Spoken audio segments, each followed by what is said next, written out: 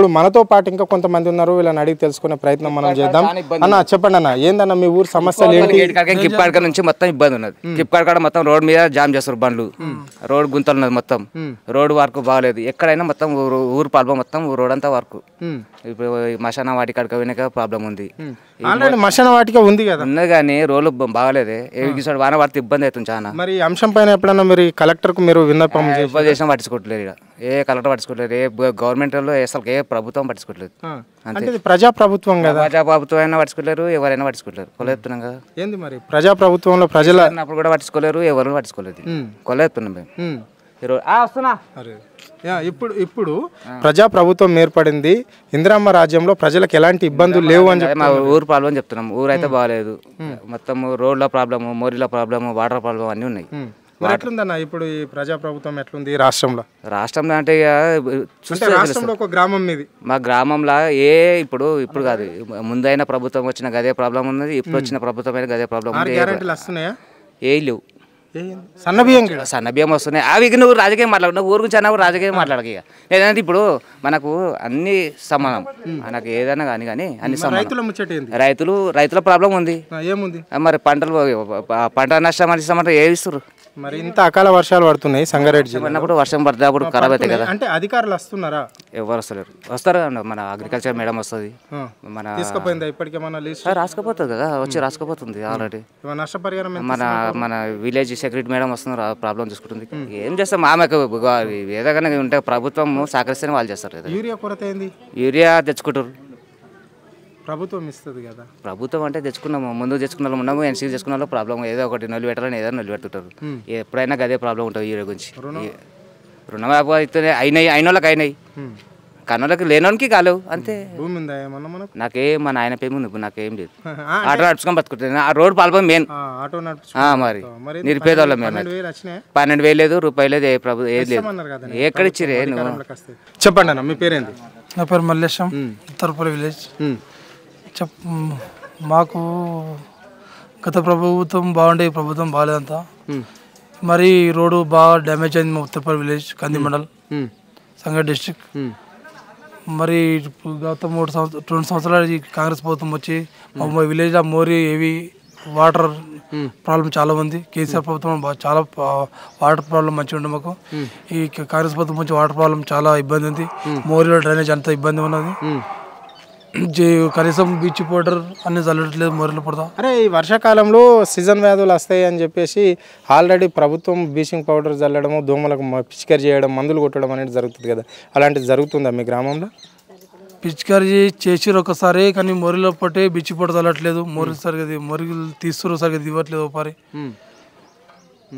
ఏందన్న మరి ఇప్పుడు రేవంత్ రెడ్డి సర్కార్కు కేసీఆర్ సర్కార్కి తేడా ఏంటి? రేవంత్ రెడ్డి సర్కార్ మాకు అంతా డోకబాజీ చేసింది మొత్తము. ప్రజలను నమ్మించి 6 గంటలు మీకు ఇది ఆడపడుచులకు 25,000 అది ఇస్తానని చెప్పి వాళ్ళకు మహిళలకు, మళ్ళీ ఒంటరి మహిళలకు 4,000 ఇప్పించి ఇస్తానని చెప్పి అంతా లేడీస్కు ఇబ్బంది చెప్పి ఏదో చెప్పి వాళ్ళకి ఇది చేసిండ్రు. అట్లా ఇట్లా ప్రజలు మోసపోయిండు. మళ్ళీ ప్రజలకు మనకు రైతు బంధు చేస్తానని చెప్పి చాలా ఇది ఇబ్బంది పెట్టిండ్రు. మళ్ళీ యూరియా కొరత చాలా ఘోరము. ఇప్పటికీ యూరియా లేక చాలామంది ఇబ్బంది పడి పంట కొంచెం మెంట చిక్కిపోయింది చాలామంది. మా ఊర్లో అయితే చాలా ఇబ్బంది, యూరియా మా మండల్లో దొరకాలంటే చాలా ఇబ్బంది. ఉత్తరపల్లి కంది మండల్లో యూరియా దొరకాలంటే చాలా ఇబ్బంది. కంది మండలం ఉంటుంది, ఇక్కడ కొండపూర్ మండలం ఉంది మా ఊరు గట్టి దగ్గర. వాళ్ళు యూరియా ఇవ్వట్లేదు, మాకు ఇవ్వట్లేదు. అంత ఇబ్బంది ఉంది మా ఊరు విలేజ్కి యూరియా. అంటే ఇప్పుడు యూరియా కొరత లేకున్నా అని కొంతమంది మాత్రమే సోషల్ మీడియాలో హల్చల్ చేస్తున్నారని ముఖ్యమంత్రి అంటున్నాడు. కావాలని కొంతమంది బీఆర్ఎస్ రైతులే అట్లా చేస్తున్నారు అంటున్నాడు. నిజమేనా? రైతులు అట్లా చేస్తారా? నిజమేం కాదు. మా విలేజ్కి వచ్చి యూరియా అసలు ఏం లేదు.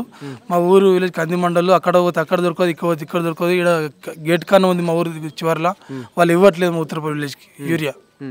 ఎందుకన్నా మరి రియల్ ఎస్టేట్ ఎట్లా ఉంది? ఇప్పుడు సంగారెడ్డికి అతి దగ్గరలో ఉన్న ఊరు మీది, మరి ఎట్లా నడుస్తుందన్న? రియల్ ఎస్టేట్ చాలా పడిపోయింది, పప్పటికి చాలా పడిపోయింది, మొత్తం పడిపోయింది. జీరోకి వచ్చేసింది రియల్ ఎస్టేట్.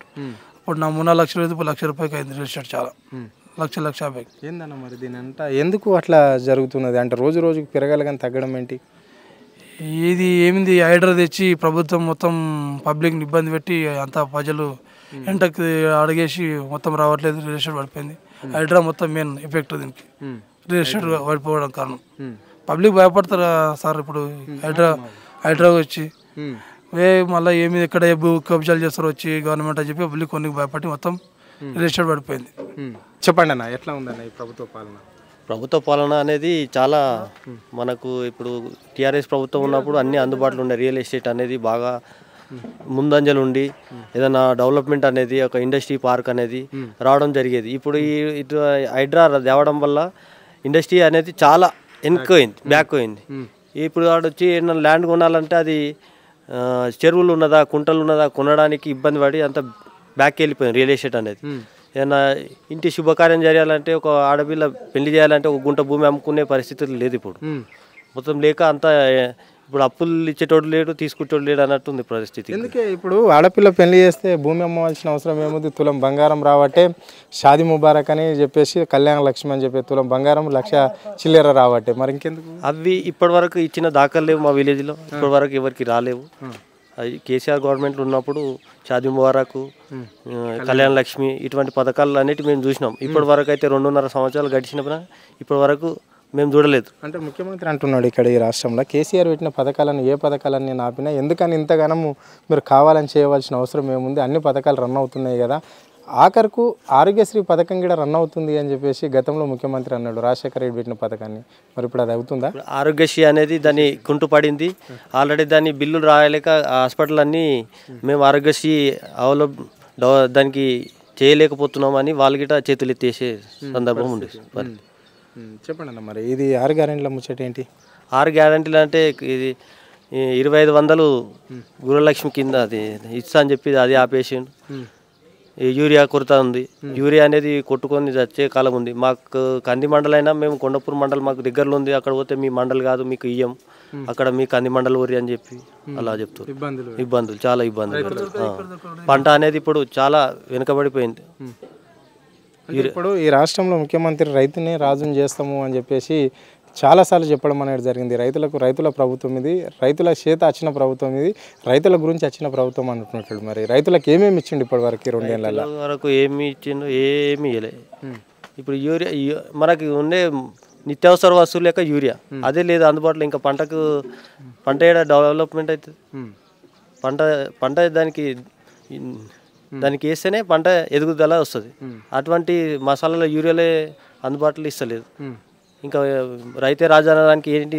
మరి గత ప్రభుత్వంలో ఎప్పుడు ఇస్తుండే యూరియా కానీ రైతు భరోసా డబ్బులు కావచ్చు, రైతులకు ఏ విధంగా గత ప్రభుత్వం చేసింది, ఈ ప్రభుత్వం ఏం తక్కువ చేస్తుంది? గత ప్రభుత్వం యూరియా అనేది కొరత లేదు.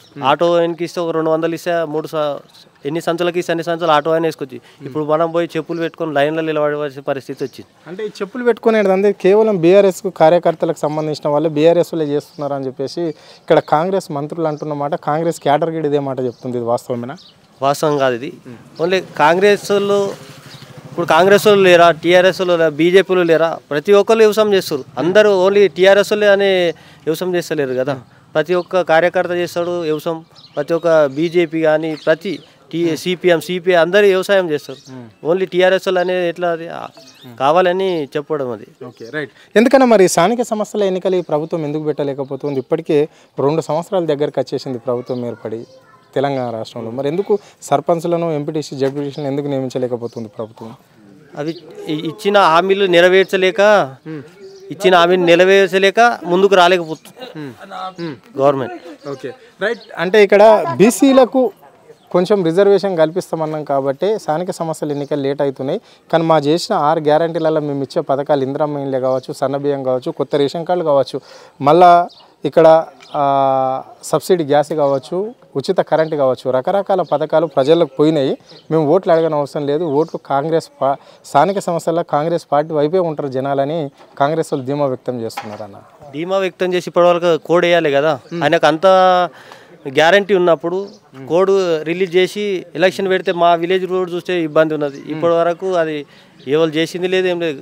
2 years నుంచి టెండర్ వేసినాక ఇప్పుడు క్యాన్సిల్ అయిపోయింది. కట్టడం బడ్జెట్ లేదు అని ఇవ్వట్లేదు.